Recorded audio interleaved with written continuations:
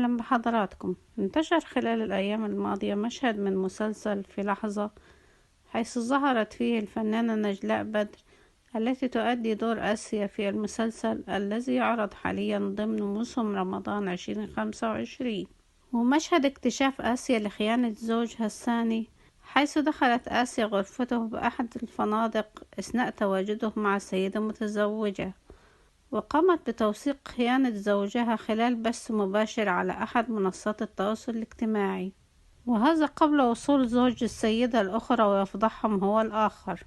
وأثار مشهد نجلاء بدر من مسلسل في لحظة غضب واستياء واسع النطاق على مختلف مواقع ومنصات التواصل الاجتماعي، حيث انتقد رواد مواقع التواصل الاجتماعي عرض مشهد زي ده خلال شهر رمضان.